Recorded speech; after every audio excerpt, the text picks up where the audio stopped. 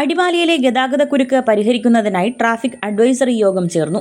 യോഗത്തിൽ ഗതാഗതക്കുരുക്ക് ഒഴിവാക്കുന്നതിനായി അനധികൃത പാർക്കിങ്ങുകളും വഴിയോര കച്ചവടങ്ങളും പൂർണ്ണമായും ഒഴിവാക്കും.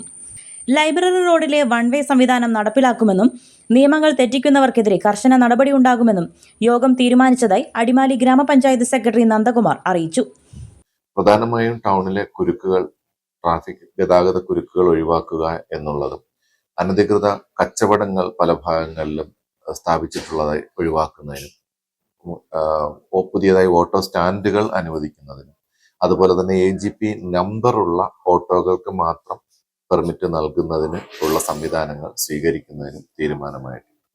പ്രധാന നിർദ്ദേശങ്ങളായിട്ട് നമ്മൾ ഇപ്പോൾ തീരുമാനം എടുത്തിരിക്കുന്നത് താലൂക്ക് ആശുപത്രിക്ക് സമീപം അനധികൃതമായി വാഹനങ്ങൾ പാർക്ക് ചെയ്യുന്നുണ്ട്, വഴിയോര കച്ചവടക്കാർ അവിടെ അനധികൃത കച്ചവടം നടത്തുന്നുണ്ട്, അതൊക്കെ ഒഴിവാക്കുന്നതിന് തീരുമാനമെടുത്തിട്ടുണ്ട്.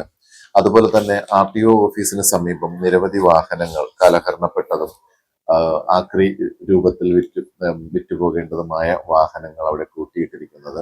അടിമാലി താലൂക്ക് ആശുപത്രിക്ക് മുമ്പിൽ പാർക്കിങ്ങുകൾ അനുവദിക്കുന്നതല്ല. അനധികൃത വഴിയോര കച്ചവടങ്ങൾ പൂർണ്ണമായും ഒഴിവാക്കും. മോട്ടോർ വെഹിക്കിൾ ഡിപ്പാർട്ട്മെന്റ് പിടിച്ചിട്ടിരിക്കുന്ന തുരുമ്പ് പിടിച്ച വാഹനങ്ങൾ റോഡ് സൈഡിൽ നിന്നും ഒഴിവാക്കും. പ്രൈവറ്റ് ബസ് സ്റ്റാൻഡിന് സമീപം അനധികൃത പാർക്കിംഗ് അനുവദിക്കില്ല. ലൈബ്രറി റോഡ് വൺ വേ സംവിധാനം കർശനമായും നടപ്പിലാക്കും. മൂന്നാർ ആനച്ചാൽ മേഖലയിലേക്ക് പോകുന്ന ബസ് സ്റ്റോപ്പ് പഞ്ചായത്തിന്റെ ടേക്ക് എ ബ്രേക്ക് കെട്ടിടത്തിന് സമീപത്തേക്ക് മാറ്റും. ബസ് സ്റ്റാൻഡിൽ നിന്നും പുറത്തേക്കും അകത്തേക്കും പോകുന്ന വഴിയിൽ മാറ്റമുണ്ടാകും. ഇരുമ്പുപാലം ബസ്സുകൾ പഞ്ചായത്ത് വരെ സർവീസ് നടത്തണം.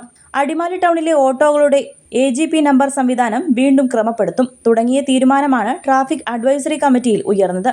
ഈ നിയമങ്ങൾ തെറ്റിക്കുന്നവർക്കെതിരെ കർശന നടപടിയുണ്ടാകുമെന്നും കമ്മിറ്റിയിൽ തീരുമാനമായി.